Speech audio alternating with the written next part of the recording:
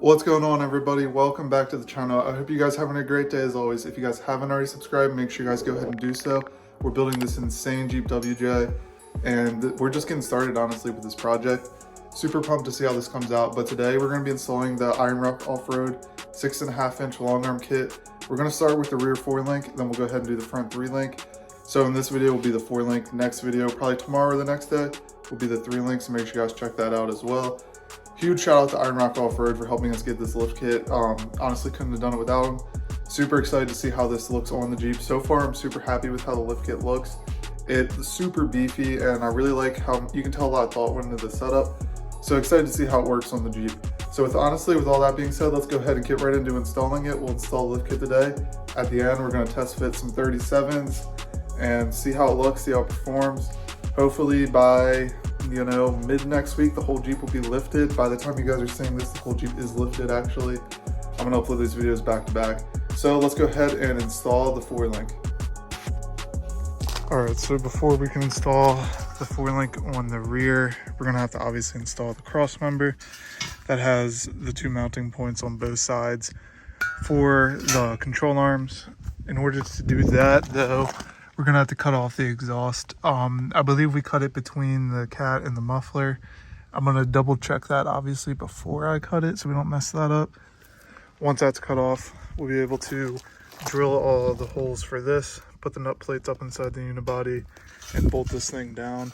I've already built all the joints on the end of the rear 4-link control arms. Then we'll have to put the bracket on top of the diff, and we'll pretty much be ready to install everything. So I'm gonna go ahead and get the saws off, figure out where to cut the exhaust off, and get to work on that. All right guys, so today we're going to begin installing the 4-link. So to start that, I'm gonna have to install the new cross member, which will go somewhere around here. I've already cut the exhaust off, so that'll give us the clearance we need to install that. Once that's up in there, we'll remove the like A-arm or whatever this is off the top of the diff. Replace that with the bracket they give us, which will have the 2 center control arm mounts, which will be 2 of the 4 links. And then we'll be able to change all this stuff out, like shocks, coils, sway bars, all that kind of stuff. Get the control arms put in there and hopefully get it put down on its own weight today and have the rear wrapped up and finished. Once that's done, obviously we'll have to move to the front. Still waiting on the 1 joint that should be here tomorrow, so not a huge deal. So if I can wrap this up today, that'd be ideal. So I'm gonna go ahead and figure out how to hold this up there so we can drill the holes, put the nut plates in, and I'll catch up with you guys once I get it all situated and set up. All right guys, so I got the upper cross member in for the 4-link. So we have the 2 mounts here, same on the other side for the 4-link. Next step is going to be removing the factory A-arm and replacing it with the bracket that goes on top of the diff. So that way we can connect the upper control arms back here. Then we'll go ahead and move on to the lower control arms. Then basically after that, all we'll have left is wrap up the back, like shocks, sway bar, links, new coils, all that small stuff, figure all that out, make sure we have enough slack left in the lines for pretty much all the lines back here. We'll have to disconnect all this stuff and make sure there's enough room and everything so that when the axle is at full drop, nothing's under tension or gonna break. Once that's done, we'll move on to the front. That joint should be here today. This is the 2nd day working on the back. It got really dark and really cold last night, so I just quit. But hopefully wrap up the back today, and then we'll get the front out of the way, and then you guys will see these videos back to back. Probably upload them both once the Jeep's done so I can take some cool pictures of it flexed out for the thumbnails. So in order to get the bracket in these holes up here lined up and everything, we'll have to remove the factory A-arm, which as you guys can see, mine's in pretty rough condition. Going ahead and remove the 2 bolts up here. I did have to bend the heat shield back to get to this one. Now I'm going to take the 21mm bolts off here. There's 3 of them, I think, maybe 4, I don't know, I can't really see back there. But then this should pop up, remove this, we'll replace it with the bracket. Then we can go ahead and put our upper control arms in for the rear. Then we'll go ahead and remove the lowers and get the lower control arms in. 1 eternity later. All right, so we got the factory A-arm out. This thing was miserable to take out with those 3 bolts down there. So we'll throw that in the junk pile. I'm gonna clean up all this stuff down here while I'm under here. Then we'll go ahead and install the 4-link bracket. That will actually use similar bolts to how you take out the A-arm. You have 3 mounting holes. This will sit on top like that if this is your diff down here. Then you have your upper control arms. That'll go to the cross member we've already installed. So I'm gonna go ahead, get this under there. We'll torque it down. Then we should be good to start installing the control arms. All right, so as you can see, I have the axle side control arm mounts already up there, the plates installed. So I have the M14 bolts back here, 3 of them, and we're gonna go ahead and tighten those down, and then we'll torque them to 100 foot-pounds. Once that's in, we'll go ahead and install the upper control arms for the 4-link. Once that's done, we'll go ahead and remove the lowers, install the lowers. I'll obviously take you guys through the whole process, but for now, I'm gonna go ahead and torque down those bolts. And then I'm also going to double check all the bolts on the cross member. I obviously still have to tighten this one up, which made me remember I'm not sure if I torqued any of these down. So I'm gonna go ahead and do these and those, and then we should be good to start. All right, so I got all 3 bolts hand tight. Now we're gonna go ahead, torque them down to 100 foot-pounds. And from there, like I said, gonna check all the cross member bolts and make sure all those are good. Then we're gonna install our upper control arms for the Iron Rock Offroad rear 4-link setup for the Jeep. Everything is now torqued down. The body side mounts for the 4-link, and then the rear top of the axle mounts for the 4-link. Everything's torqued down, torqued to spec, ready to go. So let's go ahead and grab the upper control arms. We'll install those, then we'll install the lowers and worry about this stuff next. So before we can get these installed, we have to go ahead and adjust them to the starting length that we're going to use. Once everything's installed, we'll then we'll measure our caster angle and get everything set up exactly how it needs to be on this Jeep. But they do give you a control arm length chart here. So for the rear upper control arms, looks like we're going to want them to be 29 7/8 inches long. So I'm going to go ahead and adjust both of these to that length. Then we'll go ahead and lock these down just so during install nothing moves and everything. Then we'll get these 2 installed, work on the lowers. Once everything's installed, like I said, we'll be coming back, making adjustments if needed, and then we'll go from there. All right, so both of the upper control arms are adjusted to the length given in the directions. I did install the clamp bolts, however, they're not tightened down, so like this can still spin in case we have to adjust it later, and then I'll go back through once everything's installed and tighten all these down so there's no play in anything. Now that these are adjusted, we're gonna hop underneath the Jeep and install these. So let's go ahead and do that right now. All right, so I went ahead and got the upper control arms all set up. They should be to length, and then we'll come back through obviously and check the angles and everything and make sure everything lines up with how it should be. So now those are in. Next step is going to be removing these lower control arms.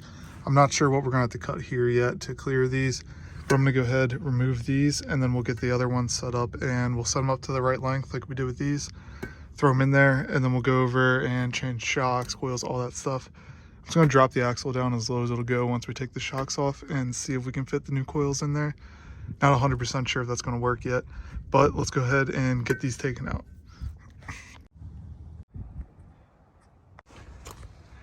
All right, guys, so uppers and lower control arms for the rear 4-link are in. As you guys can see, the 2 up in the middle and then 1 on both sides here. I actually really like how these are set up. So I left part of the rear control arm mount on, and you guys can see that where it bends down is basically the same spot as the rear control arm was. All right, guys, so uppers and lowers of the rear 4-link are in. Now it's time to do shocks, coils, sway bars, all that kind of stuff. So I'm gonna go ahead and take the shocks out of both sides and then see if we can drop this low enough to drop these out. We'll have to tap some holes to put the new coil retainers in, and then see if I have enough room to just put the new ones in. I think I should. If not, we'll get a tool to compress these a little bit and throw them in. So I'm gonna go ahead and remove both shocks now, and then we'll lower the axle down. One of them out. Let's go ahead and grab the other one. and there's 2 of them. Next up, disconnect those sway bars, and once all that's out, this should let us drop the axle down a little bit farther and mess with this stuff. So I'm gonna go ahead and take this out of both sides. We have links to replace all this anyway. So I'm gonna go ahead and take these out now. And just like that, both sway bar links are removed. These will be junk, just like half the rest of the suspension. I'll leave this hanging here, and this is where our replacement link that's longer than those will go. That'll allow us to use this lift a little bit better, and so we're going to leave it like that. Now my plan is to just lower the axle down as low as I can with the jack under the diff, and then see if we can drop these out, because we'll have to tap some holes, drill some holes for the new coil retainers. Then we'll get the setup put back together, and that kind of should wrap up the rear of this install. So let me go ahead, remove jacks on the other side, and we'll lower this down. All right, so basically I flexed the Jeep, and as you guys can see, this fell out super easy. So also junk. Now I'm gonna clean all this stuff up, make sure everything's good under here.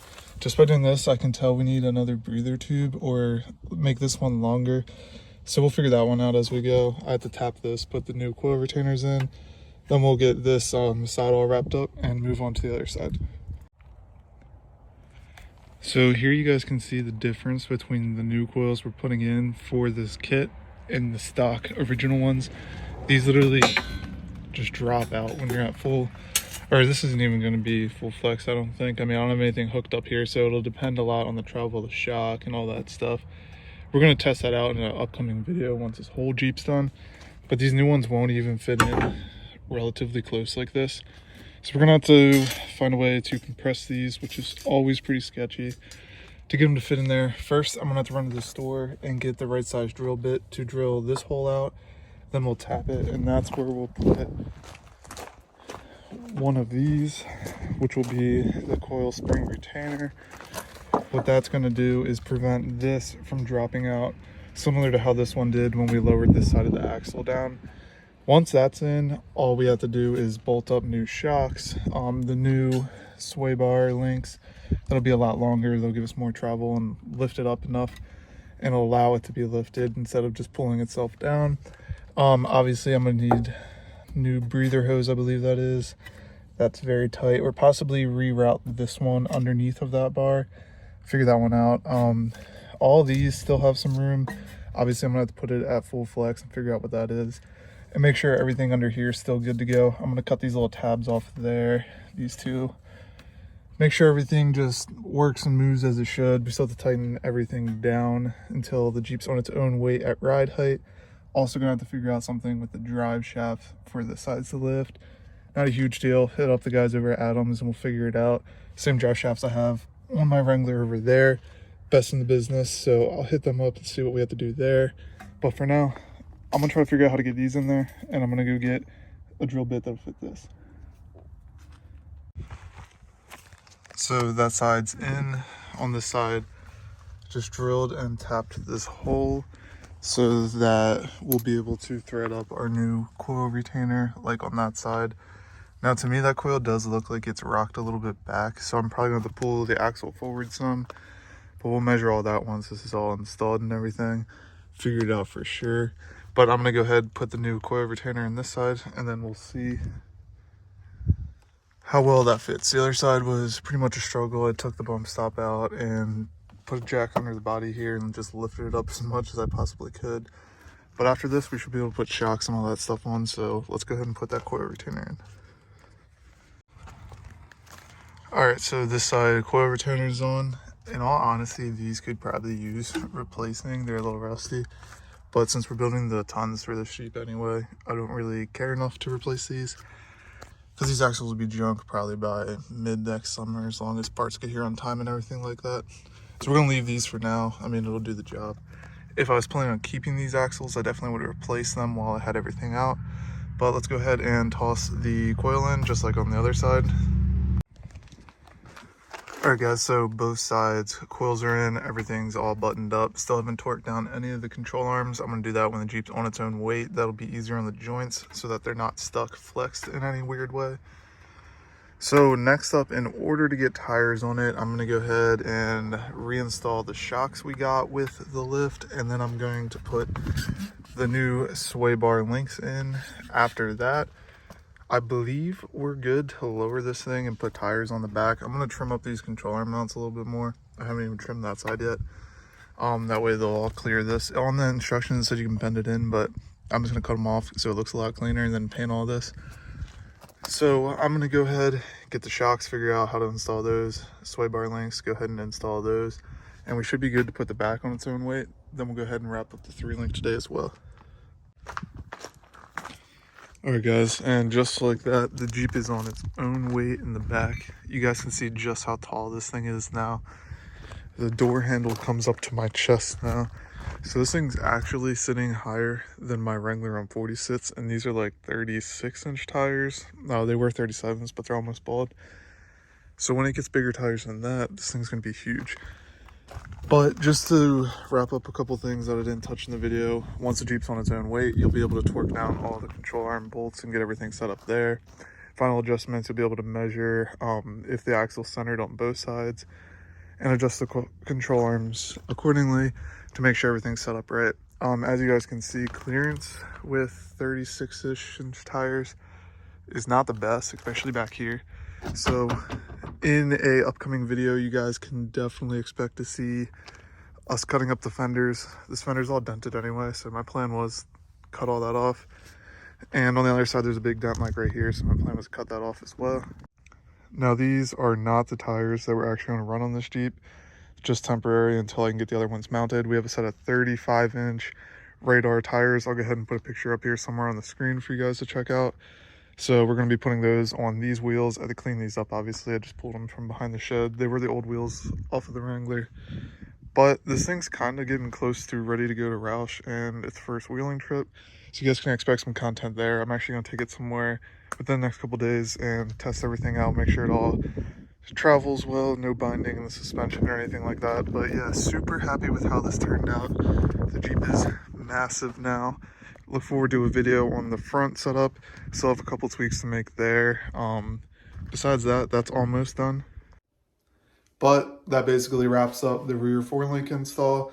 Again, guys, if you want to check out any Iron Rock Offroad's products for the WJ, they actually have quite a bit. That's one thing I noticed when building the WJ versus the Wrangler. It's a lot harder to find cool parts or custom parts for it. Iron Rock has a bunch of them, so make sure you guys go check them out. I'll link the lift and their website down below in the description for you guys to check out. Next video will probably be installing the front 3-link. That's almost done, like you guys saw. A couple little tweaks I may or may not have forgotten to bolt up the track bar so the axle's sitting like 4 inches not centered. Not a huge deal. We'll figure it out. No need to worry about that. I'll get that fixed probably today, get everything wrapped up there. So within the next couple days, you'll see a video on the front 3-link. Then we'll go test the Jeep out, flex it out, get some cool pictures, show you guys how it performs. Then we'll get the 35s mounted, wheels all cleaned up, Jeep cleaned up, cut the fenders, have some headlights for it, light pods, got a winch, so we're going to custom build the bumper, custom rock sliders, tons of projects basically coming with this Jeep. My plan is to build the 1-tons over the winter, then throw them in the spring when it's not cold outside. So yeah, guys, that basically wraps up this video. Thank you guys for watching. Make sure you guys go check out this lift if you guys want one. I definitely recommend it. And you guys can also expect a video comparing the WJ on the 4-inch zone lift to the one now that we have on the long arms, basically a budget build versus a full out build. You guys can expect a bunch of videos like that. So as always, guys, hope you guys have a great day, and I'll see you in the next one.